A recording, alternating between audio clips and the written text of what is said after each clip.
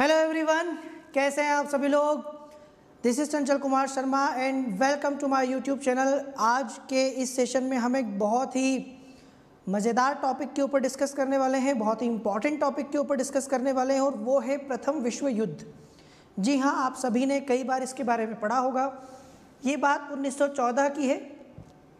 1914 से 1918 तक इस पूरी दुनिया में एक ऐसा भयानक युद्ध लड़ा गया जिसे सभी युद्धों का अंत करने वाला युद्ध के नाम से जाना जाता है, एक महान युद्ध के तौर पर जाना जाता है।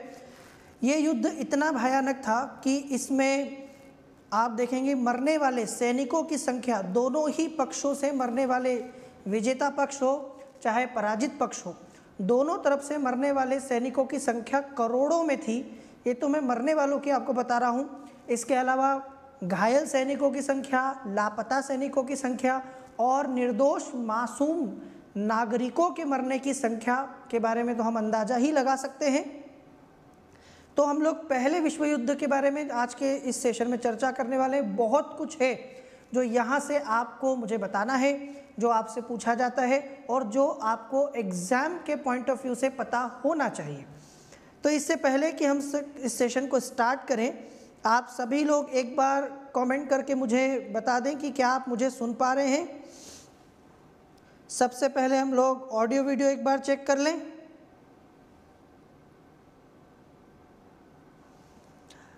जल्दी से कमेंट करके मुझे बता दें कि क्या आपको मेरी आवाज़ सुनाई दे रही है।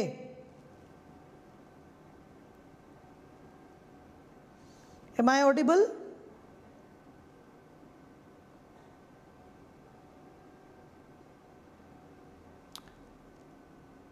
चलिए, परफेक्ट।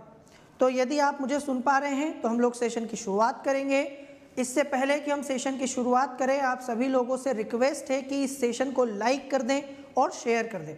यदि आप लाइक करना भूल गए हो तो लाइक कीजिए और इसी के साथ साथ इस सेशन को शेयर कर दीजिए उन लोगों के साथ जिनको आपको लगता है कि ये सेशन देखना चाहिए या जिन लोगों के लिए ये सेशन उपयोगी हो सकता है, उनके काम आ सकता है। आप ही की तरह जो लोग तैयारी कर रहे हैं तो उनके साथ इसको शेयर कर दीजिए ताकि वो लोग भी इस सेशन से, इस चैनल से और हमारे इस प्रयास से जुड़ पाएँ।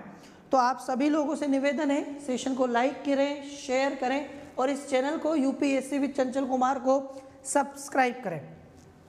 ये चैनल आप सभी लोगों की प्रिपरेशन के लिए बनाया गया है, आप लोगों की तैयारी के लिए बनाया गया है। तो प्लीज़ इस चैनल को सब्सक्राइब करना ना भूलें और आपको पीडीएफ और नोट्स चाहिए तो आपको मिल जाएंगे टेलीग्राम चैनल पर। चंचल कुमार सर ऑफिशियल ये हमारा टेलीग्राम चैनल है जहां पर आपको इस सेशन के और मेरे सभी सेशंस के या इस चैनल पर आगामी आने वाले समय पर होने वाले सभी सेशंस के पीडीएफ नोट्स सब कुछ आपको फ्री में मिलेगा। तो ये रहा हमारा टेलीग्राम चैनल। टेलीग्राम चैनल का नाम चंचल कुमार सर ऑफिशियल, इस नाम से आपको ये टेलीग्राम चैनल मिल जाएगा। तो चलिए बात करते हैं पहले विश्व युद्ध की। जैसा कि मैंने अभी आप सभी लोगों को बताया कि ये जो हमारा पहला विश्व युद्ध हुआ, ये कब हुआ? 1914 से 1918 तक, है ना। और दुनिया में युद्ध तो पहले भी कई सारे हुए हैं, ऐसा नहीं है। मानव सभ्यता की शुरुआत से लेकर ही आप देखेंगे तो समय समय पर अलग अलग जगह पर आपको बहुत सारे युद्धों के बारे में पता चलता है।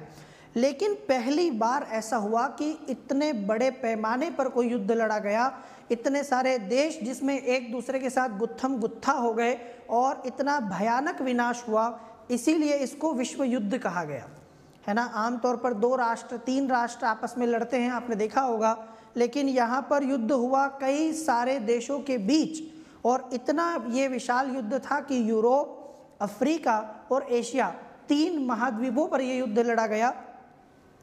इसीलिए इसको विश्व युद्ध कहा गया, पहला विश्व युद्ध।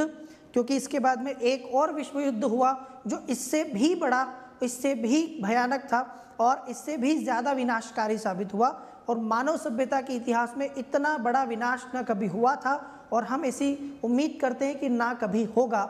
लेकिन वो द्वितीय विश्व युद्ध है और उसके बारे में मैं आपसे आने वाले सेशंस में चर्चा करूँगा। तो पहले हम लोग देखें कि ये जो पहला विश्व युद्ध था ये क्यों हुआ, क्योंकि इतना बड़ा युद्ध था तो ये जानना बहुत ज़रूरी है कि ऐसे क्या कारण रहे होंगे दुनिया में कि इतने बड़े युद्ध की तरफ हमारा पूरा विश्व चला गया, इतने सारे देश जो है आपस में एक दूसरे के खून के प्यासे हो गए, इतने सारे सैनिकों की बलि दे दी गई, इतने सारे नागरिकों की बलि दे दी गई, इतने सारे संसाधनों को तबाह कर दिया गया, क्या कारण थे?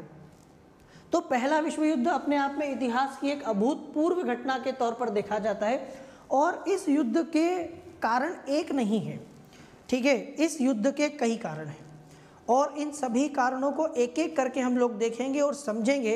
लेकिन मैं आपसे अगर कहूँ कि इस विश्व युद्ध जैसी तबाही के लिए इतने सारे कारणों में सबसे बड़ा कारण क्या था, या इन सभी कारणों को जो लेके आता है वो कारण कौन सा था, तो वो है लालच, स्वार्थ। एक ऐसी चीज़ जिसकी वजह से आप देखते हैं कि मनुष्य जो है वो कई बार जानवर बन जाता है, इंसान अपनी इंसानियत खो देता है और कई बार वो मानवीय क्रियाओं से ऊपर चला जाता है। आप देख सकते हैं कि इस युद्ध में भी जितने भी देश भागीदारी कर रहे थे, जितने देश लड़ रहे थे, वे सभी कहीं न कहीं लालच से, स्वार्थ से ग्रस्त थे। किसी को क्या लालच था तो किसी को क्या लालच, और यही कारण इस इतनी बड़ी तबाही के पीछे आपको दिखाई देगा। तो पहले विश्व युद्ध की जब हम बात करते हैं तो इसके पीछे क्या क्या हमें पढ़ना होता है, इस पूरे टॉपिक को अगर आपको समझना हो तो कुछ चीज़ें आपको यदि पता हैं तो इसका मतलब है कि आपको ये पूरा के पूरा टॉपिक अच्छे से क्लियर है, ठीक है। तो क्या क्या है, देखो, सबसे पहले तो हम चर्चा करेंगे पृष्ठभूमि के ऊपर। पृष्ठभूमि से मेरा मतलब है बैकग्राउंड, कि किन परिस्थितियों में ये युद्ध हुआ। मतलब युद्ध तो 1914 में शुरू हुआ, लेकिन 1914 से पहले ही इस युद्ध के बीज जो है वो बो दिए गए थे। आपको जब पेड़ दिखाई देता है ना, तो वो पेड़ किसी बीज से निकला होता है और वो बीज काफ़ी समय पहले बोया गया होता है। तो यहाँ वही बात हुई कि बोया बीज बबूल का, तो आम कहाँ से होए। अब जो भी ये देश थे, इन्होंने बबूल के बीज बोए थे, तो कांटे तो इनको मिल नहीं थे। तो ये पृष्ठभूमि हम लोग देखेंगे कि आखिर कौन सी वो पृष्ठभूमि थी, वो बैकग्राउंड था जिसकी वजह से ये युद्ध हुआ, या जिस समय पर ये युद्ध हुआ उस समय क्या समस्या थी। तो सबसे बड़ी समस्या थी पूर्वी समस्या। मैं आपके साथ चर्चा करूंगा कि ये पूर्वी समस्या क्या है, या इस समस्या का इस युद्ध से क्या लेना देना है। दूसरी तरफ इस युद्ध के कारण हम लोग देखेंगे। इस युद्ध के कई कारण हैं, जैसा कि मैंने अभी आपको बताया। उसमें सबसे पहला कारण है साम्राज्यवादी प्रतिस्पर्धा, वही लालच, वही स्वार्थ। हम सब जानते हैं कि अंग्रेजों ने भारत को उपनिवेश बनाया, इतने साल तक भारत में वर्षों तक शासन किया। तो क्यों किया, क्या लालच था? वो भारत को उपनिवेश बना के अपना उल्लू सीधा कर रहे थे, यहाँ के संसाधनों को लूट रहे थे, यहाँ के संसाधनों के द्वारा अपना विकास कर रहे थे ना। तो यही चीज़ दुनिया के बाकी देशों को भी चाहिए थी, यूरोप के। इस तरह से किसी को उपनिवेश बना के, गुलाम बना के, उसके ऊपर राज्य स्थापित करके, शासन स्थापित करके उसका शोषण करना, उससे जो है अनैतिक प्रकार से, या आप कहें कि गैर कानूनी तरीके से लाभ प्राप्त करना, अमानवीय तरीके से लाभ प्राप्त करना, इस सारी चीज़ों को सारे देश जो है धीरे धीरे करना चाहते थे, क्योंकि उनको भी औद्योगिक क्रांति के फायदे उठाने थे, उनको भी अपना विकास करना था, है ना। ब्रिटेन को देखते हैं ना हम लोग, ब्रिटेन की बात करते तो क्या कहते हैं कि वो एक ऐसा साम्राज्य हुआ करता था, किसी ज़माने में ऐसा बोलते थे कि ब्रिटिश साम्राज्य में कभी सूर्यास्त नहीं होता, है ना। ब्रिटिश एम्पायर में कभी भी सनसेट नहीं होता। इतना बड़ा साम्राज्य पूरी दुनिया में था, तो उन सभी देशों से वो फ़ायदा उठाया करता था। यहाँ पर अब कुछ और भी देश ऐसे आ चुके थे जो कि इस पूरे साम्राज्य की होड़ में अपना हिस्सा चाहते थे। खास करके जापान, जर्मनी, ऐसे देश भी थे कि जिनको अब धीरे धीरे जिनका विकास हो रहा था और उनको भी दूसरे देशों के ऊपर शासन करना था, उनको भी उपनिवेश चाहिए थे। इस सारी समस्या की जड़ ये साम्राज्यवादी प्रतिस्पर्धा, ये लालच, इसके साथ कूटनीतिक संधि प्रणाली, एक दूसरे के साथ इन्होंने संधियां की, अपना गुट मजबूत करने की कोशिश की, एक दूसरे को कमज़ोर करने की कोशिश की, और इस तरह से यहाँ पर कूटनीतिक संधि प्रणाली, ये भी एक कारण है जो हम देखेंगे कि क्या था। सैन्यवाद, अगला कारण सैन्यवाद। बड़े बड़े हथियारों का जखीरा तैयार किया गया, सैनिक तैयार किए गए, बड़ी बड़ी सेनाएं तैयार की गई, क्योंकि उन्हें पता था कि आज नहीं तो कल उनको इस तरह का कोई युद्ध लड़ना पड़ सकता है। राष्ट्रवाद और अंतर्राष्ट्रीय संस्था का अभाव। आजकल आपको एक संयुक्त राष्ट्र नामक एक संगठन दिखाई देता है, और संयुक्त राष्ट्र नामक संगठन उस जमाने में नहीं था।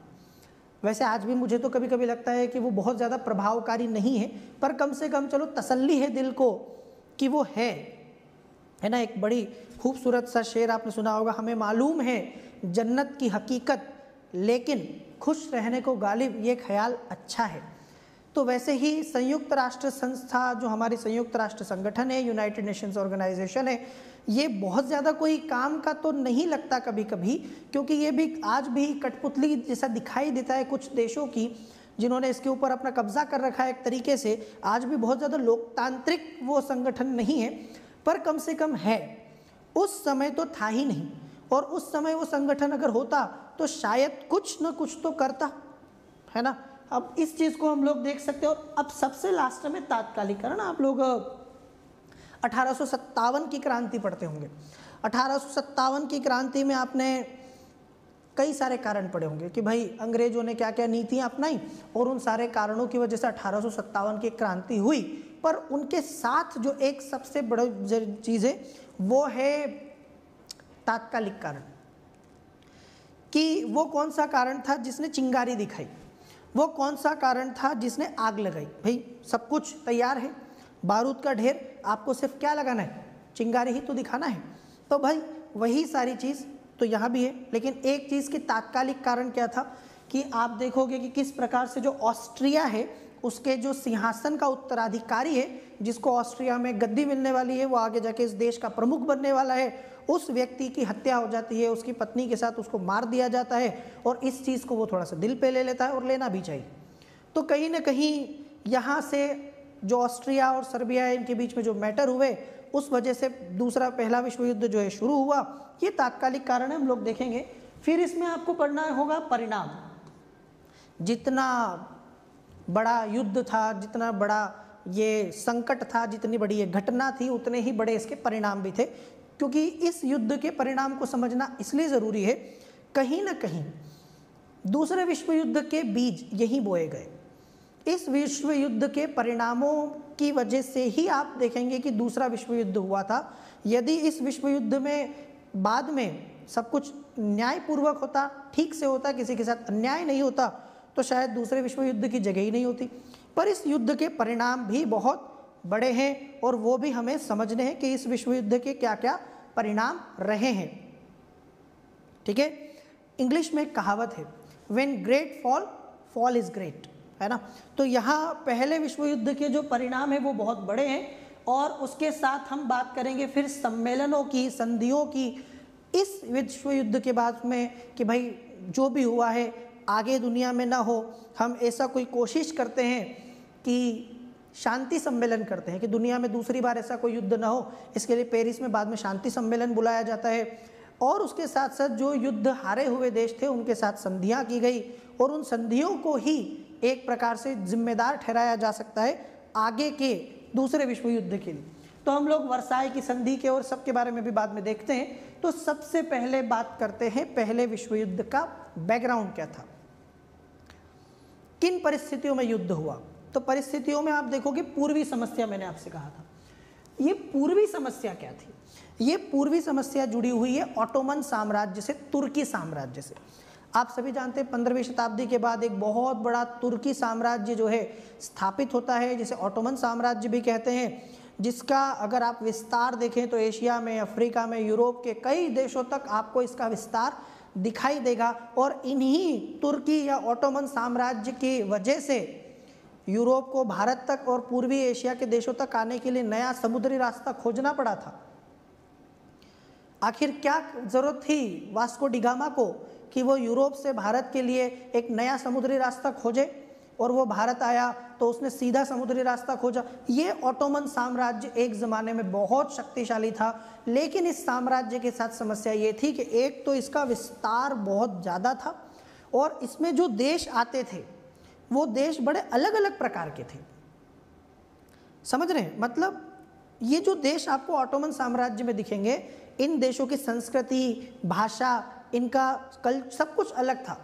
तो इनको एक साथ रखना बहुत मुश्किल था भाई, आपस में कहीं ना कहीं तो दिक्कत होती है। जैसे सोवियत संघ है, कई सारे देशों को मिला के आपने एक सोवियत संघ के बारे में सुना होगा, आगे जाके सोवियत संघ का पतन हो गया, वो आपस में नहीं टिक पाए। हमारे यहाँ तो ये हालत होती है कि अगर दो विपरीत विचारधारा के लोगों की शादी करवा दो, अगर उनको पति पत्नी बना दो, तो दो लोग आपस में साथ नहीं रह पाते, लड़ लड़ के मर जाते हैं, तलाक की नौबत आ जाती है, अलग होने की नौबत आ जाती है। तो जब दो लोग विपरीत विचारधारा के एक साथ नहीं रह सकते तो इतना बड़ा साम्राज्य बहुत ज़्यादा समय तक तो नहीं चल सकता, और समस्या तो होनी ही है। वही हुआ, पूर्वी समस्या मतलब 19वीं सदी तक आते आते कमज़ोर हो गया वो साम्राज्य जिसके बारे में मैं आपको बता रहा हूँ, जिसे तुर्की साम्राज्य कह सकते हैं, जिसे ऑटोमन साम्राज्य कह सकते हैं। ये साम्राज्य इतना कमज़ोर हो गया कि इससे एक समस्या ही पैदा हो गई।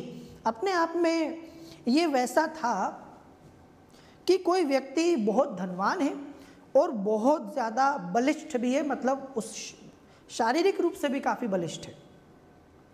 अब वो बहुत धनवान है, लेकिन क्या है कि कोई उसके ऊपर आंख उठाने की हिम्मत नहीं करता क्योंकि वो शारीरिक रूप से भी सक्षम है।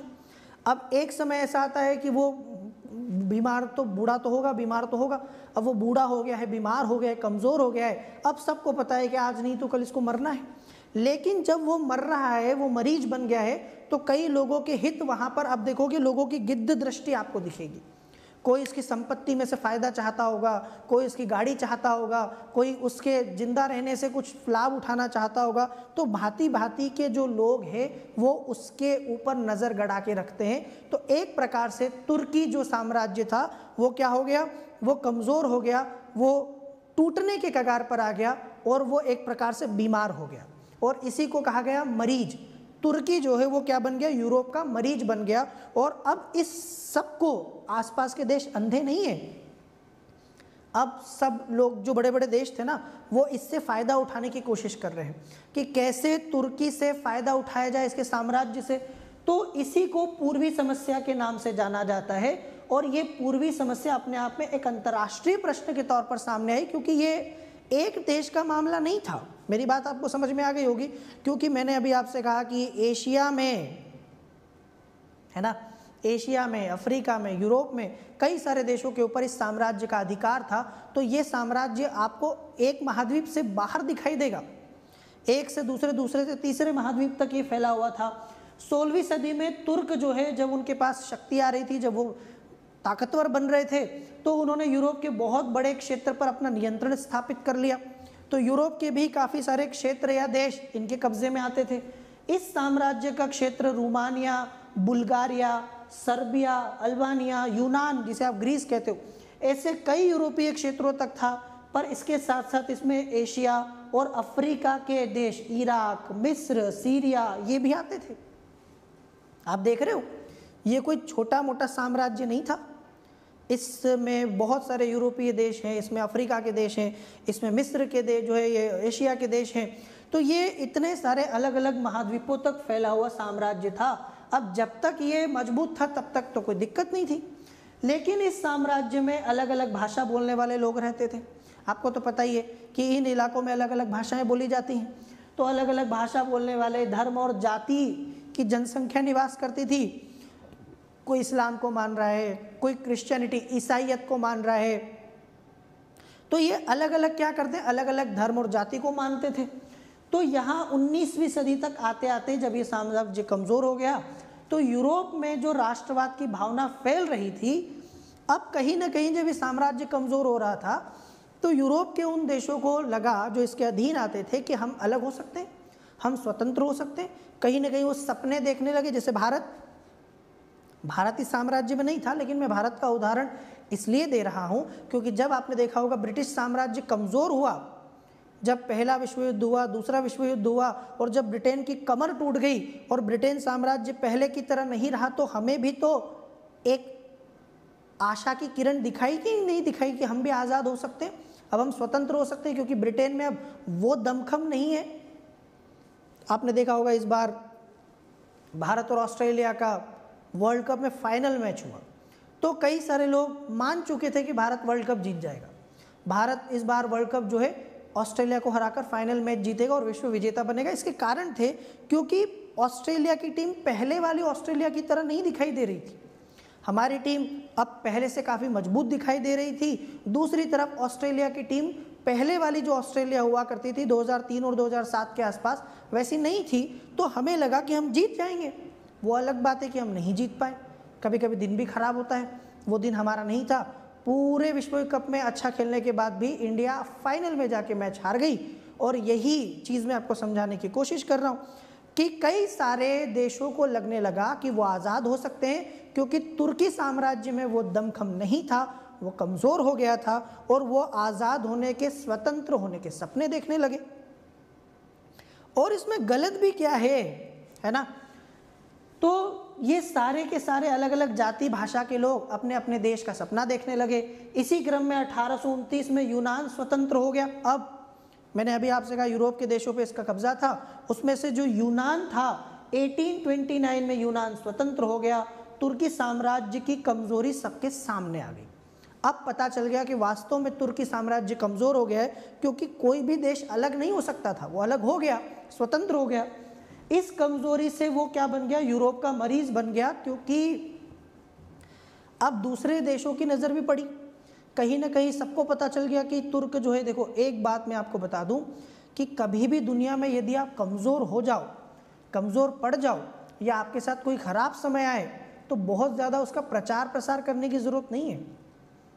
कभी भी लोगों को मत बताइए कि आपका समय खराब चल रहा है या आपके साथ ये समस्याएं हैं, वरना आप नहीं जानते कि कई लोग उसका फ़ायदा उठाने की कोशिश करेंगे। कई नहीं, मतलब ज़्यादातर, अधिकांश लोग तो फ़ायदा उठाने की ही कोशिश करते हैं। लेकिन जब आप कमज़ोर हो लेकिन आप किसी को बता नहीं रहे हो, तो वो समय भी निकल जाएगा और कोई आपका फ़ायदा भी नहीं उठा पाएगा। अब यहाँ वही हुआ कि इस तरफ तुर्की की जो ये कमज़ोरी थी पूरी दुनिया को पता चल गई। कहीं न कहीं वो मरीज बन गया। मरीज इसलिए बन गया क्योंकि अब सबकी गिद्ध दृष्टि उसके ऊपर पड़ने लगी और सब अपना अपना फ़ायदा देखने लगे। यूरोपीय राष्ट्र ऑटोमन साम्राज्य की कमज़ोरी से लाभ लेने की कोशिश करने लगे और इसी को मैंने कहा था पूर्वी समस्या। एक समस्या पैदा हो गई, क्या किया जाए, ऐसे में क्या होना चाहिए, सोचने वाली बात थी। अब यहाँ अलग अलग देशों के बारे में बताता हूँ। उस समय के जो बड़े बड़े देश थे, रूस, ब्रिटेन, फ्रांस, ये क्या चाहते थे, इस तुर्की साम्राज्य के कमज़ोर होने में इनका क्या फ़ायदा था या ये वहाँ से क्या लाभ उठाना चाहते थे, वो समझने की कोशिश करो, क्योंकि यही पहले विश्व युद्ध के बीज बोए गए हैं। यहाँ से समझ में आया आपको? बाद में आप पढ़ोगे जो हुआ वो तो हुआ, पर वो क्यों हुआ वो यहाँ से शुरू होता है कि सबसे पहले हम बात करेंगे रूस की। रूस एक बड़ा देश था और उसके पास, आपको पता है कि उस समय तो वहाँ राजतंत्र हुआ करता था। वहाँ पर एक निरंकुश शासक था, जार निकोलस। बाद में रूस की क्रांति भी आपको पढ़ोगे तो रूस में उस समय राजतंत्र हुआ करता था। तो रूस चाहता था कि तुर्की जो है वो पूरी तरह से जो है ख़त्म हो जाए। वो इस मरीज के मरने की दुआ कर रहा है। देखो बड़ा इंटरेस्टिंग है ये सब जानना कि आखिर कौन क्या क्या कर रहा है। रूस चाहता है कि ये मरीज मर जाए, तुर्की साम्राज्य खत्म हो जाए। क्यों? क्योंकि इसके मरने से ही उसको फ़ायदा होगा। जब तक ये रहेगा तब तक जो है यहाँ पर आप देखोगे कि रूस का फ़ायदा नहीं होगा। रूस चाहता है कि ये मरीज समाप्त हो जाए, मतलब तुर्क साम्राज्य का विघटन हो जाए, इसका पतन हो जाए, ये नष्ट हो जाए, क्योंकि उसको चाहिए काला सागर के ऊपर नियंत्रण। यदि आप मैप को देखते हैं तो आप देखेंगे कि मैप में एक आपको काला सागर दिखाई देगा और उस काला सागर के वहाँ पर रूस को चाहिए था नियंत्रण। क्यों? क्योंकि रूस के जो उत्तरी बंदरगाह थे वो तो आपको पता है कि वहाँ बहुत टेम्परेचर कम होता है, तो वो ज़्यादा उसके काम में नहीं आते साल भर। लेकिन काला सागर के ऊपर नियंत्रण से वो पूरे साल भर अपना व्यापार कर सकता है। यहाँ पर उतना तापमान नहीं होता, तो रूस को चाहिए काला सागर के बास्फोरस और डार्डेनलीज बंदरगाह, ये उस पर नियंत्रण चाहता है। क्यों? क्योंकि साइबेरिया के बारे में तो पूरी दुनिया जानती है। साइबेरिया अपने आप में बहुत ठंडा इलाका है, बर्फीला इलाका है, और वहाँ से रूस को बहुत ज़्यादा फ़ायदा नहीं होता क्योंकि वो बर्फ़ से ढका है, तो वहाँ से आप नौ परिवहन वगैरह नहीं कर सकते। तो रूस के व्यापारिक लाभ के लिए रूस को क्या चाहिए? रूस को चाहिए काला सागर। देखो मैं आपको बिल्कुल ठीक है डिटेल में एक एक चीज़ें समझा दूँ। तो सबसे पहले हम रूस की बात करते हैं। रूस को क्या चाहिए? रूस को काला सागर चाहिए। काला सागर क्यों चाहिए? क्योंकि काला सागर उसके व्यापारिक लाभ के लिए, क्योंकि उससे वो ज़्यादा व्यापार कर पाएगा, तो इसीलिए उसको काला सागर पर नियंत्रण चाहिए। इसीलिए, और ये तभी संभव है जब कि तुर्की साम्राज्य खत्म हो जाए, क्योंकि अगर तुर्की साम्राज्य रहेगा तो ये सपना पूरा नहीं हो सकता। तो इस तरह से सबसे पहले मैंने आपको बताया कि रूस क्या चाहता है, ब्रिटेन क्या चाहता था। उस समय एक बड़ा खिलाड़ी हुआ करता था, बड़ा देश था, साम्राज्य था। तो ब्रिटेन चाहता था कि ये न तो विभाजित हो, मतलब न तो इसका विघटन हो। ब्रिटेन रूस से उल्टा चल रहा है। रूस क्या चाह रहा है? रूस चाहता है कि खत्म हो जाए, नष्ट हो जाए। ब्रिटेन नहीं चाहता। ब्रिटेन चाहता है कि ये रहे, ना तो ये नष्ट हो और ना ये शक्ति, मतलब ये ऐसे मरीज का मरीज बना रहे। ये उस तरीके से, अगर मान लीजिए कि आप सोचें कि एक डॉक्टर क्या चाहेगा? अगर आप देखें, वैसे मैं ये नहीं कह रहा कि डॉक्टर्स ऐसा चाहते हैं, ये मेरा बोलने का मतलब नहीं है, मतलब मैं ये बोल रहा हूँ कि अगर आप एक डॉक्टर के फ़ायदे के हिसाब से सोचें तो डॉक्टर तो ये चाहेगा ना कि मरीज़ मरे भी ना और ठीक भी ना हो। समझो इस बात को। अगर मरीज़ ठीक हो गया तो डॉक्टर की क्या ज़रूरत, फिर किसको दवाई देगा, किससे फीस लेगा? और मरीज़ अगर मर गया तो भी उससे कौन इलाज करवाएगा? तो डॉक्टर ये चाहेगा कि वो मरीज बना रहे। एक वकील क्या चाहेगा? एक वकील चाहेगा कि आपका केस चलता रहे। अगर आपका केस ख़त्म हो गया तो उसका नुकसान हो गया, अगर आपका केस आप हार गए तो भी नुकसान हो गया, जीत गए तो भी नुकसान हो गया। वो चाहेगा कि चलता रहे। तो ब्रिटेन चाहता है कि मरीज बना रहे, ना तो मरीज ठीक हो और ना मरीज मर जाए, दोनों नहीं चाहता। रूस चाहता है कि मरीज मर जाए। ये समझ में है आपको? तो यहाँ पर ब्रिटेन की इच्छा है कि तुर्क साम्राज्य का न तो विभाजन हो, न ये शक्ति संपन्न बने, मतलब यथास्थिति के मरीज इसी तरह से रहेगा तो मुझे फायदा होगा, हमारी दुकान ऐसे ही चलेगी, है ना। दरअसल ब्रिटेन नहीं चाहता था कि रूस काला सागर के क्षेत्र पर नियंत्रण करे, जिस वजह से रूस चाहता है कि ये मर जाए। आगे समझ में समझे कि नहीं?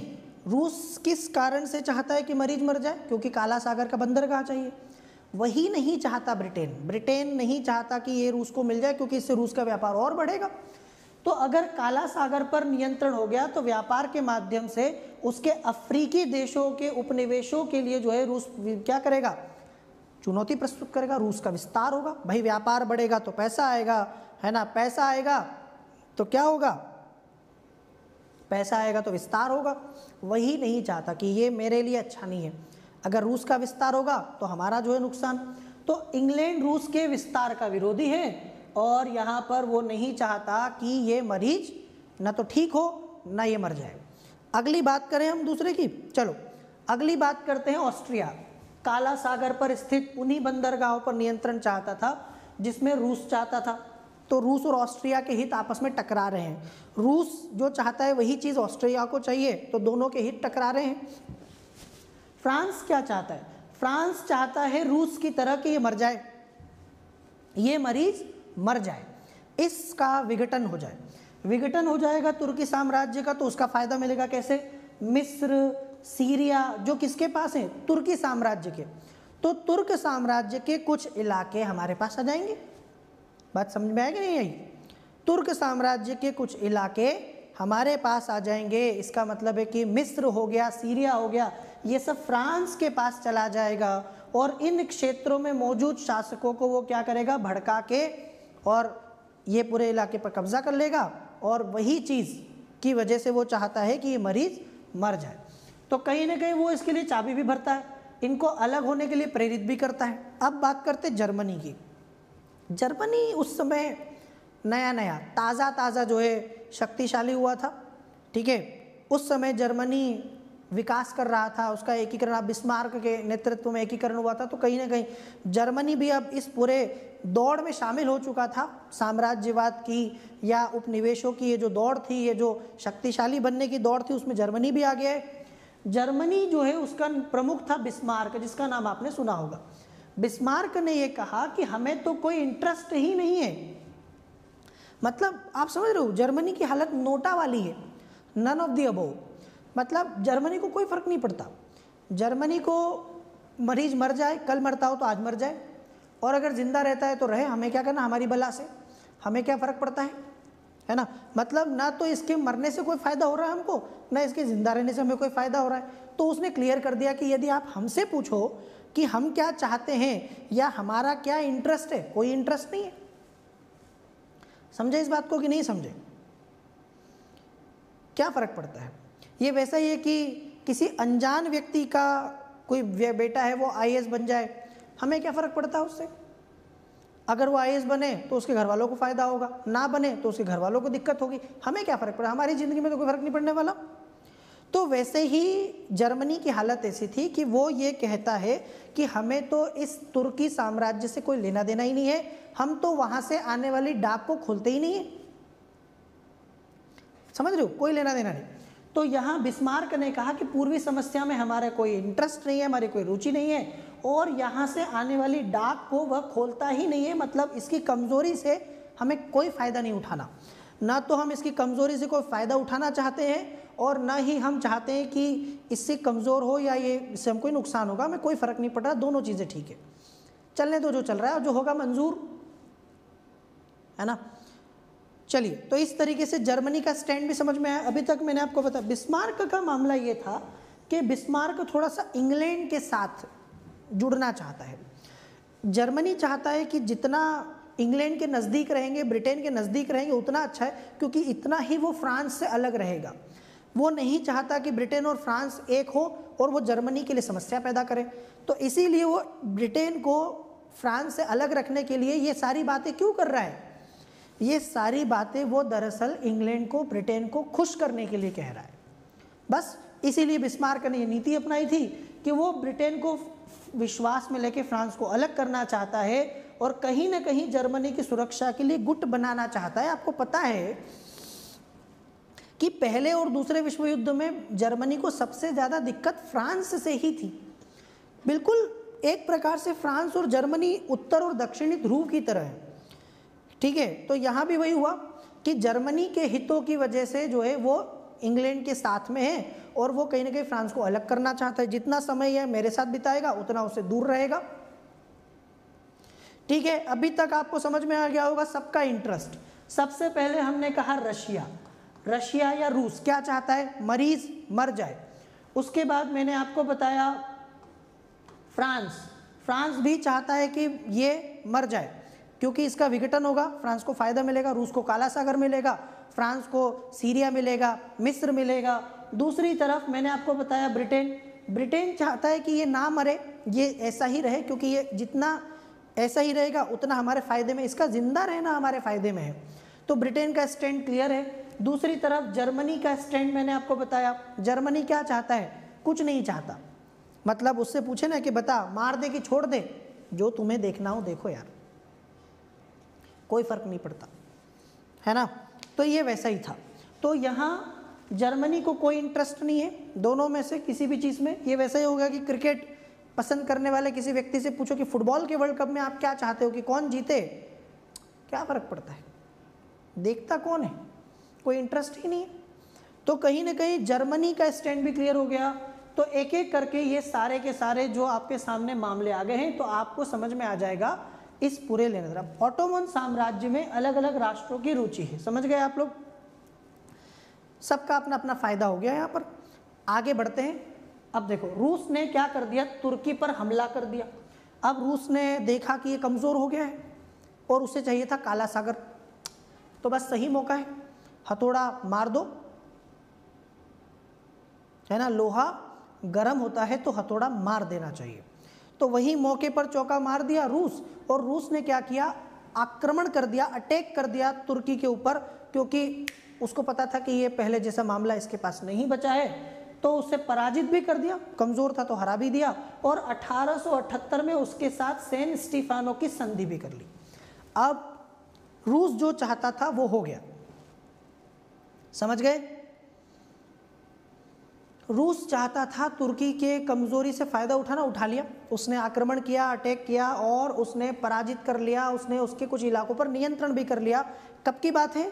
ये पहले विश्व युद्ध के शुरू होने से बहुत पहले की बात है। इसीलिए मैं आपसे ये बात बोला था कि युद्ध की शुरुआत आपको 14 में दिखाई देगी, पर बीज तो बहुत पहले ही बो दिए गए थे। ये तो पेड़ है जो आपको 14 में जाके दिखाई दे रहा है। समझ गए?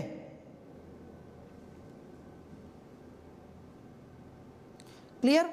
तो यहां पर आप देख सकते हो कि सैन स्टीफानो की संधि की गई रूस के साथ में, ठीक है, रूस और तुर्की में आपस में, और तुर्की के विभिन्न क्षेत्रों पर नियंत्रण रूस ने स्थापित कर लिया।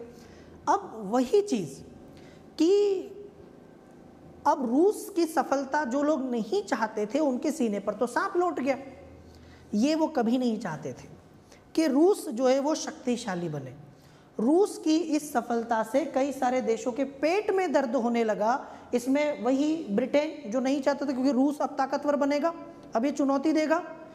ऑस्ट्रिया नहीं चाहते थे, इंग्लैंड, ऑस्ट्रिया, फ्रांस जैसे राज्य जो है भयभीत हुए। रूस की ये सफलता किसी को पची नहीं। और फिर ऑटोमन साम्राज्य की सुरक्षा और अखंडता के लिए, पूर्वी समस्या के समाधान के लिए मतलब एक सम्मेलन बुलाया गया। जैसे ही रूस ने जीता तुर्की के साथ युद्ध, उसको पराजित किया और उसको पराजित करके उसके कुछ इलाके जीते, उसके साथ संधि कर ली। अब दुनिया के बाकी जो देश थे ये इनका माथा ठनका और इन्होंने कहा कि ऐसे नहीं चलेगा, ऐसे तो हम सब पीछे रह जाएंगे। इन्होंने अपने लालच की वजह से फिर क्या की, बर्लिन में एक सम्मेलन बुलाया 1878 में। और आपको मैं बताऊं, ये जो सम्मेलन बुलाया गया था ना, ये सम्मेलन बुलाया गया था किस लिए? ये सम्मेलन बुलाया गया था शांति की स्थापना के लिए। ये सम्मेलन बुलाया गया था ऑटोमन साम्राज्य की अखंडता को बनाए रखने के लिए कि नहीं, कोई इसके ऊपर कोई इसका फ़ायदा नहीं उठाएगा कमज़ोरी का इससे। और लेकिन यही सम्मेलन पहले विश्व युद्ध का कारण बन गया। इस सम्मेलन में आप ध्यान से सुनना मेरी बात, इस सम्मेलन को आप उत्तरदायी ठहरा सकते हो पहले विश्व युद्ध के लिए। वो कैसे? देखो, ये सम्मेलन बुलाया गया बर्लिन में। बर्लिन मतलब आपको पता है कहाँ पर है? बर्लिन है जर्मनी में। तो ये जर्मनी में बुलाया गया। अब एक तरफ रूस है, एक तरफ इंग्लैंड है, जो दूसरे देश हैं फ्रांस वगैरह, ऑस्ट्रिया वगैरह। तो ये सम्मेलन जब बुलाया गया तो इसकी मध्यस्थता की किसने? ये सम्मेलन की मध्यस्थता की बिस्मार्क ने। जर्मनी इसका मध्यस्थ था। बिस्मार्क की मध्यस्थता से यूरोपीय राज्यों का सम्मेलन बर्लिन में हुआ। इसमें रूस द्वारा तुर्की से की गई सैन स्टीफानो की संधि को रद्द कर दिया गया। क्या किया? जो संधि रूस ने तुर्की को पराजित करके की थी और उससे अपना फायदा उठाया था, उसको रद्द कर दिया इन सभी देशों ने। ठीक है, इसमें निर्णय लिया गया कि तुर्की साम्राज्य के अधीन सर्बिया, रोमानिया, मॉन्टेनिग्रो जो है इनको स्वतंत्र घोषित कर दिया गया। मतलब रूस को जीतने के बाद भी कुछ नहीं मिलेगा, रूस खाली हाथ रहेगा, ये इन्होंने तय किया। सर्बिया को, रोमानिया को, मॉन्टेनिग्रो जैसे देशों को आज़ाद कर दिया। इसी तरह तुर्की साम्राज्य के जो क्षेत्र थे बोस्निया हर्जेगोविना, उसको ऑस्ट्रिया के प्रशासनिक नियंत्रण में ला दिया। ये गलती थी। ऑस्ट्रिया भी तो रूस की तरह ही था। रूस और ऑस्ट्रिया के हित भी टकराते थे। कहीं न कहीं यहाँ वही समस्या हो गई कि इन्होंने रूस तो जीता था, उसकी जीत की अवहेलना करते हुए इन्होंने क्या किया? इन्होंने बोस्निया हर्जेगोविना पर ऑस्ट्रिया का नियंत्रण स्थापित कर दिया और साइप्रस द्वीप पर ब्रिटेन का नियंत्रण स्थापित हो गया। तो ये संधि किस लिए बुलाई गई है? ये संधि तो लड़ाई को टालने के लिए बुलाई गई है, ये संधि तो शांति स्थापना के लिए बुलाई गई है। पर यहाँ तो ये बंदर बांट करने लगे, है ना? ये तो बंदर बांट होने लगी। भाई, आप किस चीज के लिए आए थे? आपने क्या बोल के ये सब शुरू किया था और आप क्या करने लगे हो? अब यहाँ बर्लिन सम्मेलन का जो मुख्य उद्देश्य था वो तुर्की साम्राज्य के विघटन को रोकना था कि नहीं, इस तुर्की साम्राज्य को ऐसे ही रहने दिया जाए, इसको कोई छेड़ेगा नहीं। यूरोप में शांति स्थापित करना इसका उद्देश्य था। पर उल्टा ये तो उस संधि को रद्द कर दिए जो रूस और तुर्की के बीच में हुई थी। रूसी विस्तार को रोक दिया गया और कहीं न कहीं इन्होंने युद्ध के द्वार खोल दिए। इन्होंने आपस में चीज़ें बांटना शुरू कर दी और संधि के नाम पे, शांति स्थापना के नाम पे इन्होंने अशांति की स्थापना कर दी। ये तो वैसी ही बात हुई कि किसी व्यक्ति ने कोई घर में चोरी की और वहाँ से चोरी करके उसने लाखों रुपए के आभूषण, गहने, जेवर, जो आपको कहना है, या कैश है, वो बरामद किया, वहाँ से चोरी कर लिया। अब उस चोर को पकड़ लिया, न्यायपालिका में पेश किया गया, उस चोर से वो सारी चीज़ें जब्त की गई कि ये सारी चीज़ें जो है मालिक को दी जाएगी वापस से, और वो जज खुद रख ले। जज, पुलिस वाले और जितने भी लोग उस केस से जुड़े हुए हैं, उन्होंने उन चीज़ों को बांट लिया उस चोर से लेकर। तो मालिक का फायदा क्या हुआ? अब आप मुझे एक बात बताओ कि आप न्याय करने गए थे कि अन्याय? आपको उस चोर को पकड़ के जब उससे सारी चीज़ें बरामद कर ली गई हैं, सारी चीज़ें वापस आ चुकी हैं, साबित हो गया कि उसने चोरी की, तो वो सारा सामान मालिक को देना चाहिए कि नहीं देना चाहिए वापस? लेकिन उससे लेके और आपस में बांट लिया आप लोग। ये तो गलत बात है। अब यही हुआ, ठीक है। इस तरह रूसी विस्तार को रोक दिया गया और ब्रिटेन के प्राइम मिनिस्टर जो हैं वो कहते हैं कि हम बर्लिन से शांति सम्मेलन से शांति लाए हैं, पर यह तो बिल्कुल गलत बात थी। ये सम्मेलन के निर्णय ऑटोमन साम्राज्य के लिए प्रतिकूल साबित हुए और विश्व के लिए तबाही का कारण भी बने। आप समझे बात को? ये प्रावधान विश्व युद्ध को समाप्त करने के लिए लाए गए थे। ये प्रावधान लाए गए थे ऑटोमन साम्राज्य की तबाही को रोकने के लिए, विघटन को रोकने के लिए, वो जो टूट रहा था उसको रोकने के लिए, पर उल्टा करके इन्होंने और ज़्यादा सब समस्या खड़ी कर दी। रूस ने जिन ईसाइयों को आज़ाद करा दिया था ना, उनको फिर से इन्होंने गुलाम बना दिया और तुर्की का मनमाने तरीके से विभाजन कर लिया। यही वो चीज़ है जो गलत हुई और यहीं से आप देखोगे कि पहले विश्व युद्ध की फिर बाद में आगे नींव पड़ गई। बोस्निया हर्जेगोविना के जो लोग थे, उनकी जनता का इच्छा का ध्यान नहीं रखा गया। अभी मैंने आपसे कहा कि उनको ऑस्ट्रिया के नियंत्रण में, क्या गलती थी उनकी? किसने पूछा उनसे? पूछा गया कि तुम्हें ऑस्ट्रिया के नियंत्रण में जाना है कि नहीं जाना है? आपने खुद ही मन से तय कर लिया कि इनको किसके नियंत्रण में रखना है, तो उनको ऑस्ट्रिया के नियंत्रण में रख दिया गया, बोस्निया हर्जेगोविना को। इससे रहने वाली वहाँ की जो जाति थी वो असंतुष्ट हुई। यहीं से तो ऑस्ट्रिया और सर्बिया की दुश्मनी शुरू हुई। ज़बरदस्ती इन्होंने क्या किया? ज़बरदस्ती इन्होंने सर्बिया के इलाके जो है वो ऑस्ट्रिया के प्रशासनिक नियंत्रण में डाल दिए, जबकि वहाँ की जनता को ये बात पसंद नहीं थी। इसीलिए ऑस्ट्रिया के सिंहासन के उत्तराधिकारी को इन्होंने उड़ा दिया। अब आप बाद में रो रहे हो, आप चिल्ला रहे हो कि हमारे साथ गलत हुआ, हमारे उत्तराधिकारी को मार दिए तुम, हमारे सिंहासन के गद्दी के वारिस को मार दिए, तो क्या करेंगे? शुरुआत किसने की थी? तो यहाँ ऑस्ट्रिया और सर्बिया के बीच में क्या हुआ? संघर्ष की शुरुआत हो गई और यही पहले विश्व युद्ध का तात्कालिक कारण बन गया, क्योंकि वही जो मैंने आपसे कहा कि सर्बिया में हत्या कर दी गई। अब बात करते हैं अगले कारण की। वो तात्कालिक कारण मैं आपको बताऊंगा, लेकिन जो अगला कारण है वो है साम्राज्यवाद की प्रतिस्पर्धा। एक तो ये इतना ज़्यादा लालच से भर चुके थे सारे देश, और उस समय तक मैंने आपसे कहा कि ब्रिटेन, फ्रांस के पास काफ़ी सारे उपनिवेश आ चुके थे। इन्होंने दुनिया के कई देशों के ऊपर कब्जा कर लिया था। तो अब जो नए नए देश आए थे, अभी अभी जो ताकतवर बने थे, अब इनको भी उपनिवेश चाहिए, इनको भी नए इलाके चाहिए, इनको भी क्या करना है? इनको भी शोषण करना है। मतलब उद्देश्य तो कोई उनका भी पवित्र नहीं था, है ना? उद्देश्य तो उनका भी पवित्र नहीं था। जिस प्रकार से जो चीज़ ब्रिटेन सालों से करता आ रहा था, फ्रांस और जैसे देश दूसरे देशों में करते आ रहे थे, वो इनको भी करना है। इनको भी देशों को गुलाम बनाना है, वहाँ के संसाधनों से फ़ायदा उठाना है, वहाँ के लोगों को जो है शोषण करना है, उनके ऊपर अत्याचार करना है, ये भी वही चाहते हैं।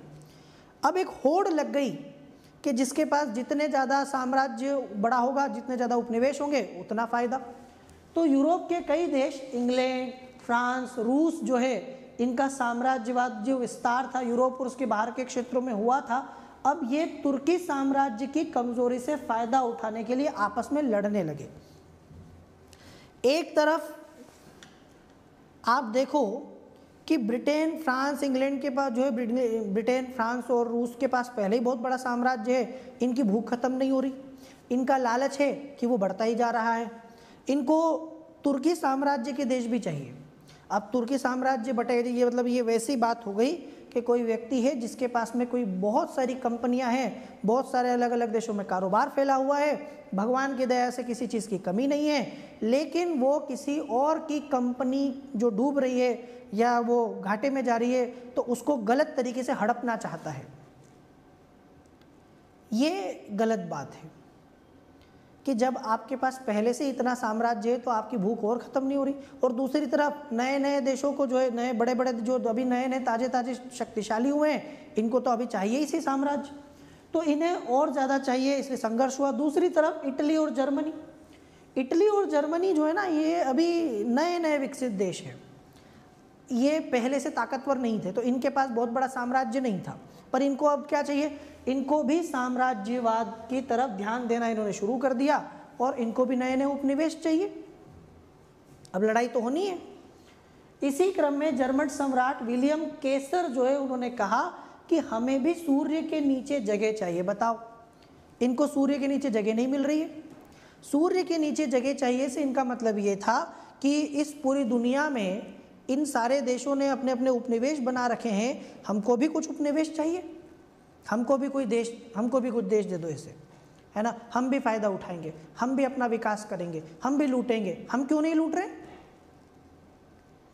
कद्दू कटेगा तो सब में बटेगा, तो तुम खा रहे हो, हमको नहीं खिलाओगे? तो ये जो कह रहे हैं कि हमें भी सूर्य के नीचे जगह चाहिए, इसका मतलब है कि हमको भी आर्थिक विकास के लिए उपनिवेश चाहिए। क्यों चाहिए? क्योंकि इंग्लैंड ने अपना विकास ऐसे ही किया है। आप सब जानते हैं कि भारत को गुलाम बना के इंग्लैंड ने कितना फ़ायदा उठाया है, वो किस तरह से औद्योगिक क्रांति जो हुई वहाँ पर उसको उन्होंने सफल बनाया। यहाँ से कच्चा माल ले जाते थे, वहाँ ले जाके उस कच्चे माल से सामान तैयार करते थे, तो एक तरफ उनको कच्चा माल मिल जाया करता था, दूसरी तरफ वो तैयार माल को भारत में भेज दिया करते थे, उसको बेच के मुनाफा कमाते थे, तो दूसरा फ़ायदा भी होता था। सारी ज़रूरतें उनकी भारत से ही पूरी हो जाया करती थी यार। तो ऐसे उपनिवेश तो दूसरों को भी चाहिए ना, मतलब सोने का अंडा देने वाली मुर्गी अगर हो तो कौन नहीं चाहेगा उसको पाना। अब ऐसा मानो कि किसी शहर में 10 सोने का अंडा देने वाली मुर्गियां हैं 10 लोगों के पास, अब दूसरे लोगों के मन में भी तो इसकी इच्छा होगी कि नहीं होगी कि हमारे पास भी ऐसी मुर्गी होना चाहिए, हमें भी रोज एक सोने का अंडा मिल जाए। तो ये ब्रिटेन के जो सम्राट है ना केसर साहब, ये जुबा केसरी नहीं है इनकी, ठीक है, ये अलग प्रकार से आपसे संवाद कर रहे हैं। इनका कहने का मतलब है कि हमें भी दूसरे देश चाहिए, अब हमें भी इस पूरी दुनिया में साम्राज्यवाद की तरफ ध्यान देना है, हमें भी विस्तार करना है। तो ये उपनिवेश प्राप्ति की तरफ जा रहे हैं, इटली भी इनकी तरह है। तो इस घोषणा से इंग्लैंड को चुनौती मिली। सबसे बड़ी बात तो सबसे बड़ा खिलाड़ी इस पूरे खेल का वो ब्रिटेन था। सबसे बड़ा जो आप देखेंगे कि साम्राज्य था, जो सबसे ज़्यादा उपनिवेश थे, सबसे तगड़ा इस मामले में कोई था तो वो ब्रिटेन था। तो इस चीज़ से चुनौती मिलती है किसको? इंग्लैंड को, और इससे इनके आपसी तनाव में वृद्धि होने लगी। अब इनके बीच में जो है ना धीरे धीरे संबंध इनके खराब होने लगे। अब ये आपस में तनाव पैदा हो गया। तनाव पैदा होने का मतलब ये है कि आपस में जो है ना ये एक दूसरे को शक की दृष्टि से देखने लगे, एक दूसरे का दुश्मन मानने लगे। तो अब क्या हुआ? अब तो क्लियर हो गया कि लड़ना तो पड़ेगा। आने वाले समय में ऐसा होगा कि ये देश जो हैं अपने अधिकारों के लिए लड़े या हमसे जो है साम्राज्य के लिए लड़े। तो अब आपस में संधि करना ज़रूरी है। अगर मान लीजिए कि आपको पता हो कि आपका कोई मैच होने वाला है किसी दूसरी टीम के साथ, फुटबॉल का, हॉकी का, क्रिकेट का, कोई सा भी, तो आप क्या चाहेंगे? आप एक मजबूत टीम चाहेंगे कि जब यदि होने ही वाला है, जैसे अभी आप देखें कि फुटबॉल वर्ल्ड कप होता है या क्रिकेट वर्ल्ड कप होता है आने वाले समय में, तो जो देश खेलने वाले हैं वो एक बड़ी तगड़ी टीम तैयार करने की कोशिश करते हैं।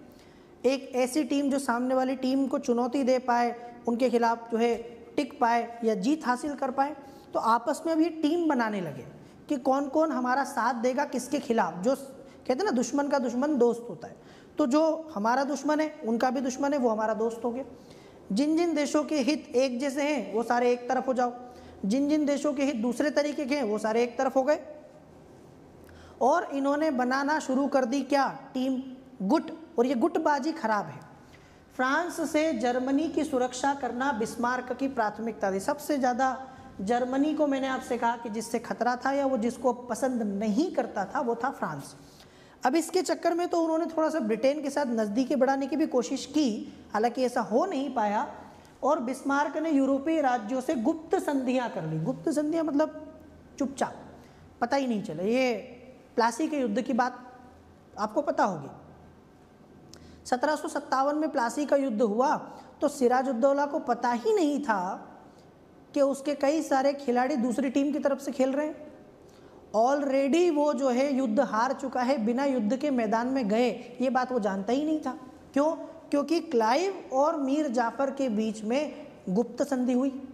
क्लाइव ने मीर जाफ़र का साथ दिया इसलिए क्योंकि मीर जाफ़र को नवाब बनना था।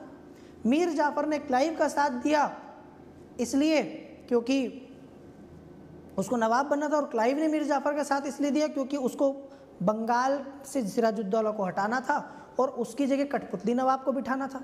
वो बंगाल से फ़ायदा उठाना चाहता था। तो ये संधि जो ना गुप्त संधियाँ, कि ये चोरी छुपे हो गई, किसी को पता ही ना चले।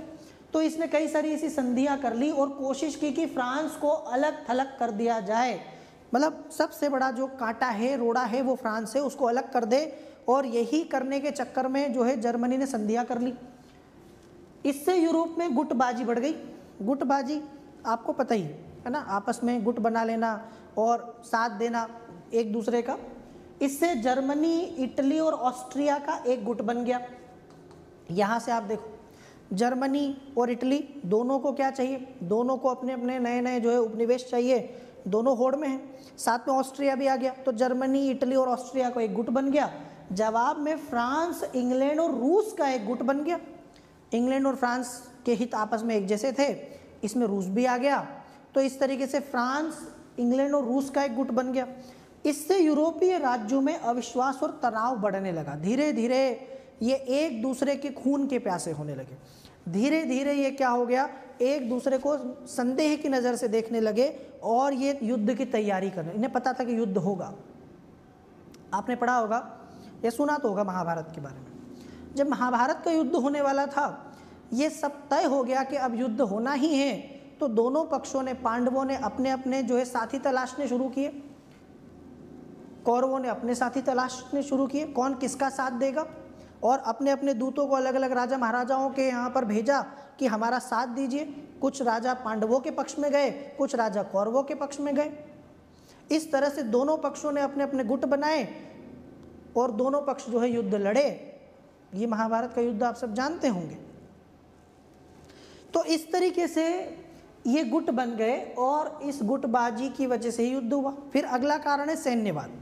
जब इन्हें पता था कि युद्ध होने वाला है, बड़े पैमाने पर होने वाला है, तो क्या चाहिए, सैनिक, हथियार तैयार कर दी शुरू, सैनिक जमा करने शुरू कर दिए। दोनों पक्षों ने बहुत सारे सैनिकों की अनिवार्य भर्ती, मतलब सभी नागरिकों के लिए अनिवार्य कर दिया कि उनके परिवार में से कुछ लोगों को सेना में भर्ती होना पड़ेगा, सैन्य जो है सेवा करनी पड़ेगी, देश के लिए मरने मिटने वाला समय है। तो इन्होंने भर्ती किए, बहुत सारी सेना बना ली, बड़ी बड़ी सेना बना ली, हथियारों का जखीरा इकट्ठा कर लिया, अनिवार्य सैनिक सेवा लागू कर दी गई, शस्त्रीकरण, ज़्यादा से ज़्यादा हथियार बटोरने पर बल दिया गया। तो इस तरह से विशाल और शक्तिशाली सेना गठित करने की कोशिश की गई और दोनों ही पक्षों ने ये किया। दोनों ही पक्षों से बड़े बड़े शक्तिशाली जो है गुट बन गए, सेनाएं बन गई।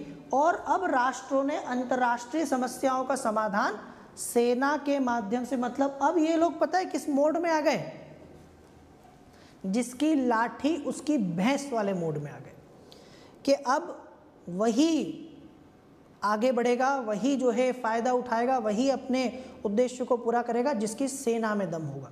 अब युद्ध तो युद्ध से, युद्ध के माध्यम से ही हल निकालना पड़ेगा और कोई ऑप्शन नहीं है। तो सभी राज्य के आपसी संबंध जो है खराब हो गए। जर्मनी ने जब फ्रांस के एल्सेस लॉरेंस क्षेत्र पर नियंत्रण स्थापित कर लिया तो इससे एक अलग समस्या पैदा हुई। अब मैंने आपसे जर्मनी और फ्रांस के तो बीच में सांप और नेवले वाला मामला चल रहा है। जर्मनी को फ्रांस पसंद नहीं, फ्रांस को जर्मनी पसंद नहीं, तो जर्मनी ने क्या किया, फ्रांस के एक इलाके पर कब्जा कर लिया, नियंत्रण स्थापित कर लिया। अब आप देखो, जब फ्रांस ने उससे कब्जा कर लिया, उसका इलाका उससे छीन लिया, फ्रांस से जर्मनी ने उसका इलाका छीन लिया, तो दो चीज़ें हो गई। एक तरफ जर्मनी के लिए वो सम्मान का विषय हो गया कि अब इसको छोड़ नहीं सकते, वरना कहेंगे कि क्या कर लिया, जीत के वापस ले गए वो। तो अब जर्मनी के सामने ये समस्या है कि इसको बरकरार रखना है, पकड़ के रखना है। फ्रांस के वो आत्मसम्मान का मामला हो गया कि भाई सेल्फ रिस्पेक्ट है कि नहीं, तुम्हारा कोई इलाका आके कोई तुमसे लेके चला गया, वापस लाना है कि नहीं लाना है। तो ये दोनों देशों की जो स्थिति वो और ख़राब हो गई। एक तरफ जर्मनी उसको छोड़ना नहीं चाहता जो उसने फ्रांस से जीता है, दूसरी तरफ फ्रांस जो है वो वापस लेना चाहता है क्योंकि वो उसके आत्मसम्मान का मामला है। तो इस तरह से जर्मनी और फ्रांस जो है उनके लिए तो राष्ट्र के गौरव की बात हो गई। जब भारत पाकिस्तान में आपने देखा होगा कि हमारा एक क्षेत्र है कश्मीर, पूरी दुनिया जानती है कि कश्मीर भारत का अभिन्न अंग है। कश्मीर के महाराजा ने भी कश्मीर को भारत के साथ मिलाया, और जैसा भी हुआ आप सबने पूरा इतिहास पढ़ा होगा, तो कश्मीर कहीं ना कहीं भारत का अभिन्न अंग है। लेकिन इसके ऊपर नज़र है पाकिस्तान की। पाकिस्तान इस कश्मीर को भारत से आज़ाद कराना चाहता है, और ये कहीं ना कहीं उसने नाक का विषय बना रखा है, कहीं ना कहीं उसने अपने राष्ट्र के गौरव से उस चीज़ को जोड़ रखा। और हमारे लिए भी राष्ट्र गौरव की बात है। कई लोग ऐसा कहते हैं ना कि एक टुकड़ा ही तो है, ज़मीन का टुकड़ा नहीं है वो टुकड़ा नहीं है, वो हमारे आत्मसम्मान की बात है। हम अपना इलाका किसी को क्यों दें, इतने कमज़ोर तो नहीं है। आप आक्रामक नहीं है, आप किसी के ऊपर आक्रमण करके उसका कब्जा नहीं कर रहे, किसी आपकी नज़र किसी के दूसरे के इलाके पर नहीं है, पर आप इतने कमज़ोर भी नहीं हो सकते कि आपसे कोई आपका इलाका छीन के चला जाए यार। तो हमारे लिए भी वो आत्मसम्मान का विषय है कि कोई हमारे हिस्से को हमसे कैसे छीन सकता है, चाहे एड़ी चोटी का जोर लगाना पड़े, कुछ भी करना पड़े, हम कश्मीर को भारत से अलग नहीं होने दे सकते, क्योंकि ये हमारे लिए राष्ट्र के गौरव से जुड़ा हुआ है। इसी चीज़ को पाकिस्तान भी नाक पर लेके बैठा है। उसको लगता है कि नहीं, इसको अलग करवाएंगे, और इस चक्कर में उसने देखा कितने तरह से आतंकवाद भारत में फैलाया, भारत के ऊपर आक्रमण भी किए, समय समय पर उसने कई दुस्साहस किए हैं। तो वैसा ही मामला बन गया जर्मनी और फ्रांस के बीच में। ये मामला राष्ट्र के गौरव का हो गया, ठीक है। दोनों राज्यों में राष्ट्रवाद जो है वो उग्र होने लगा। अब दोनों देश की जनता जो है एक दूसरे के खिलाफ नफरत के माहौल से घुल गई, ठीक है। वही सारी बातें, उग्र राष्ट्रवाद वाली बात, और वो एक दूसरे के विनाश की बात करने लगे। जैसे आपने देखा होगा कि भारत पाकिस्तान में कई लोग इस तरह के विचारों से ग्रस्त हैं एक दूसरे के खिलाफ। भारत में कई लोग पाकिस्तान के लोगों को बिल्कुल बर्दाश्त नहीं कर सकते, पाकिस्तान में जो लोग हैं कई सारे वो भारत के लोगों को बर्दाश्त नहीं कर सकते। ये साधारण सी बात है, सामान्य सी बात है कि जब दो देशों में उग्र राष्ट्रवाद आता है तो ऐसा होता है। वही चीज़ आप देखोगे कि प्रथम विश्व युद्ध में उग्र राष्ट्रवाद एक कारण बन गया। अब ऐसे में आप देखो, हमारे ऐसा कहते हैं कि जब दो लोग बचपना दिखाएं या मैच्योरिटी की कमी हो उनमें, परिपक्वता की, तो ऐसे में बड़े लोग जो है वो समझाते हैं, है ना। जैसे मान लीजिए कि दो बच्चे हैं 20-22 साल के, बहुत ज़्यादा अकल नहीं है, बहुत ज़्यादा दिमाग नहीं है, बहुत ज़्यादा मैच्योरिटी नहीं है, दुश्मनी हो गई किसी से, खून के प्यासे हो गए एक दूसरे के, ये बिना जाने कि इससे उनके भविष्य के ऊपर क्या प्रभाव पड़ेगा। मार दोगे ना, मार दो, तुम मार दो, बदला पूरा कर लो, उसके बाद क्या होगा, वो भी जान से जाएगा, तुम जेल जाओगे, दोनों का भविष्य खराब होगा। तो कई बार इस तरीके की चीज़ें लोगों के दिमाग में आ जाती हैं। ऐसे में बहुत ज़रूरी है कि कोई ऐसा बड़ा हो, समझदार हो, जो आपको समझाए, ठीक है। लाइक नहीं कर रहे हो भाई आप लोगों से, कई बार मैंने कहा है कि सेशन को यदि आप देख रहे हो ना तो लाइक भी कर दिया करो। जितने व्यूज़ आते हैं ना उसके हिसाब से अगर आप देखोगे तो बहुत कम लोग हैं जो कि इस बात को मेरी सीरियस लेते हैं और वो थोड़ा अप्रिशिएट करते हैं सेशन को। तो यहाँ कोई ऐसा चाहिए था, ऐसी संस्था जो दुनिया के इन बेवकूफ़ देशों को, लालची देशों को समझाए कि युद्ध जो है समस्या का हल नहीं है, और हमें बैठ के शांति से बात करनी होगी और अपना लालच छोड़ना पड़ेगा। ऐसा कोई बुजुर्ग, ऐसी कोई संस्था बहुत ज़रूरी है। अब यहाँ वही हुआ कि ऐसी कोई संस्था तब नहीं थी।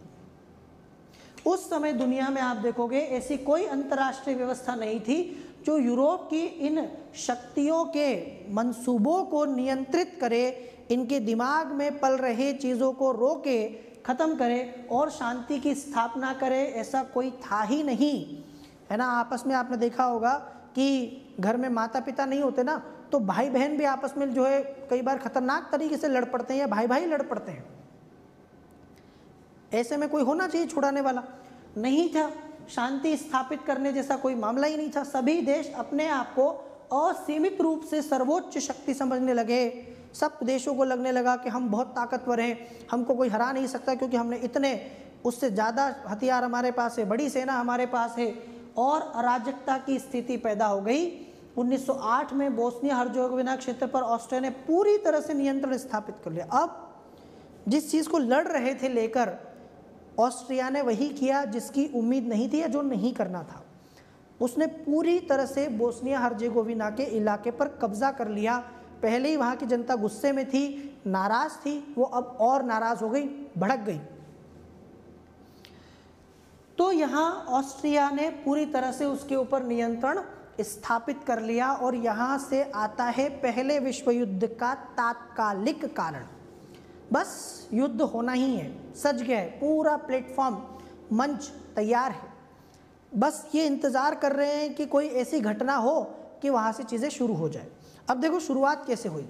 शुरुआत ऐसे हुई कि ऑस्ट्रिया के जो राजकुमार थे वो घूमने के लिए गए। अब ये भी तो थोड़ा सा बुद्धि होनी चाहिए ना कि कहाँ जा रहे हो, इतना दिमाग तो हमारे अंदर भी होना चाहिए। जिस इलाके के लोगों के साथ अन्याय किया है, जिस इलाके के लोगों के साथ तुमने अत्याचार किया है या तुमने उनकी मर्जी के खिलाफ कोई काम किया है, वहीं घूमने जा रहे हो। अरे दुनिया में घूमने की जगह की कमी थी क्या, कहीं और चला जाता। पर इस भाई को भी वहीं जाना है, ये वहीं गया जहाँ नहीं जाना था। तो वो चला गया सराजेवो घूमने। और वहाँ पर चूँकि लोग नाराज़ थे, उनमें से ही किसी बहुत ज़्यादा नाराज़ व्यक्ति ने उनके जो है उस घूमने के, उनके जो पूरा यात्रा थी उस पर विराम लगा दिया। तो वहाँ उनको मार दिया गया, उनकी हत्या कर दी गई, पत्नी की भी हत्या कर दी गई, दोनों पति पत्नी को मार दिया, है ना। तो जब उनको मार दिया, वो एक छोटी मोटी बात नहीं थी। जो व्यक्ति मारा गया वो ऑस्ट्रिया का कोई नागरिक नहीं था, वो ऑस्ट्रिया का उत्तराधिकारी था। मतलब वहाँ सिंहासन पर अगला जो बैठने वाला व्यक्ति था वो वही था, वो वहाँ का राजकुमार था यार। अब उसको कौन सहन करेगा, उसकी हत्या को तो कोई सहन नहीं कर सकता। तो ऑस्ट्रिया जो है उसने क्या किया, इसका दोषी माना सर्बिया को कि तुम्हारे वजह से, तुम्हारे जो है भड़काने से ये सारी चीज़ें हुई हैं, और सर्बिया को इसका दोषी माना और उसको दंड देने की कि भाई अब तुम बचोगे नहीं। ऑस्ट्रिया के साथ उसका युद्ध शुरू हो गया और यहीं से शुरुआत हुई पहले विश्व युद्ध की। अब आपके दिमाग में ये चीज़ आएगी कि ये तो दो देशों का मामला था। चलो ऑस्ट्रिया के उत्तराधिकारी की हत्या हुई, उसने सर्बिया को उत्तराधिकारी के हत्या का दोषी भी माना, उसके ऊपर आक्रमण कर दिया, दोनों में युद्ध शुरू हो गया। चलो ठीक है, तो बाकी देश क्यों आए, क्योंकि मैं आपको बता चुका हूँ गुटबाजी हो चुकी थी। कई बार एक व्यक्ति लड़ता है दूसरे से और दोनों 10-10 लोगों को लेके आ जाते हैं। अब वो 10-10 लोग जिनको वो लेके आए वो तो आपस में एक दूसरे को जानते ही नहीं है, उनकी तो कोई दुश्मनी ही नहीं है, पर वो भी लड़ रहे हैं वहाँ पर। क्यों? क्योंकि भाई दोस्त का साथ देना है। दोस्त ने अगर कहीं लड़ाई की है, देख लेंगे चल। तो ये आपस में गुटबाजी तो पहले ही कर चुके थे ना। तो सर्बिया जो है वो उग्र नहीं हुआ होता। अब सर्बिया भी थोड़ा सा टशन में है। ऑस्ट्रिया ने चेतावनी दी है सर्बिया को, लेकिन सर्बिया को फ़र्क नहीं पड़ता। क्यों नहीं पड़ता? क्योंकि रूस का समर्थन है, और रूस के पास इंग्लैंड का, फ्रांस का समर्थन है। तो रूस, इंग्लैंड, फ्रांस, ये तीनों जो हैं ये आपस में जुड़े हुए हैं। तो सर्बिया को पता है कि अगर मेरे साथ कुछ हुआ तो रूस आएगा। रूस को पता है कि जब मैं जाऊंगा तो इंग्लैंड और फ्रांस भी आएंगे। ऑस्ट्रिया भी जानता है कि मेरे साथ में जर्मनी है। तो यहाँ पर सर्बिया को रूस का समर्थन था और रूस को इंग्लैंड और फ्रांस का समर्थन था। तो इसीलिए सर्बिया में जो है गर्मी थी। सर्बिया लड़ने के मूड में था, देख लेंगे वाले मूड में। ऑस्ट्रिया को जर्मनी और इटली और तुर्की का समर्थन था, तो ऑस्ट्रिया भी गर्म था। इंग्लैंड, फ्रांस जैसे मित्र राष्ट्रों का जो है गुट फिर बाद में युद्ध में विजय हुआ। बाद में इटली ने भी पाला बदल लिया, इटली जो है वो रूस और इंग्लैंड की तरफ चला गया। कोई बात नहीं, जर्मनी, ऑस्ट्रिया हंगरी और तुर्की साम्राज्य इधर था। तो इस तरह से ये वो तात्कालिक कारण था जिसकी वजह से पहला विश्व युद्ध हुआ। तो अभी मैंने जो आपको बताया है वो हमने देखा कि किस प्रकार से पहला विश्व युद्ध हुआ, किन कारणों की वजह से हुआ, क्या पृष्ठभूमि थी, क्या बैकग्राउंड था। पर ये टॉपिक अभी पूरा नहीं हुआ है, अभी हम लोग इसमें इसके परिणाम बचे हैं कि पहले विश्व युद्ध में क्या क्या परिणाम हुए, क्योंकि इतना बड़ा युद्ध था, इतनी बड़ी तबाही थी, तो बहुत ज़्यादा परिणाम भी बड़े हैं। तो अलग अलग परिणाम हैं, आर्थिक, सामाजिक, सब तरह के परिणाम हैं, वो देखेंगे। फिर हम देखेंगे संधियाँ, अलग अलग। पेरिस सम्मेलन हुआ, शांति सम्मेलन बोलते हैं उसको, 1919 की बात है। उसके बाद में अलग अलग देशों के साथ संधि, खास करके जर्मनी के साथ वर्साई की संधि जो हुई वो बड़ी महत्वपूर्ण है आपको जानने के लिए। उस संधि को दूसरे विश्व युद्ध का, ठीक है, जनक माना जाता है कहीं ना कहीं। तो हम लोग अगले सेशन में यहाँ से आगे बढ़ेंगे, तब मैं आप लोगों को कुछ और चीज़ें, ठीक है, बताऊँगा। तो आप लोग बने रहिएगा। इस चैनल को, यूपीएससी विद चंचल कुमार को सब्सक्राइब नहीं किया हो तो कर लीजिए, और इस चैनल को लाइक शेयर ज़रूर कीजिए। जाते जाते आप सभी लोगों से रिक्वेस्ट है कि आप सभी लोग, क्योंकि अभी वर्ल्ड हिस्ट्री के कई टॉपिक्स में आपको और पढ़ाऊँगा आगे। अभी तो पहला विश्व युद्ध भी बचा है, दूसरा विश्व युद्ध होगा, रूस की क्रांति, अमेरिका की क्रांति, फ्रांस की क्रांति, सोवियत संघ का पतन, शीत युद्ध, जो बड़े बड़े इंपॉर्टेंट टॉपिक्स आपसे पूछे जाते हैं वर्ल्ड हिस्ट्री में, वो मैं आप लोगों को यहाँ पर आगे पढ़ाने वाला हूँ। तो आप सभी लोग इस चैनल के साथ जुड़े रहिएगा, और इस चैनल पर जितने भी सेशन आ रहे हैं उनके नोटिफिकेशंस के लिए बेल आइकॉन को हिट करना ना भूलें, सेशन को लाइक और शेयर करना ना भूलें, और इस चैनल को सब्सक्राइब करना ज़रूर याद रखें। फिर मुलाकात होगी आप सभी के साथ। Thank you very much guys, thanks for watching. आप सभी का बहुत बहुत शुक्रिया। टेक केयर, जय हिंद।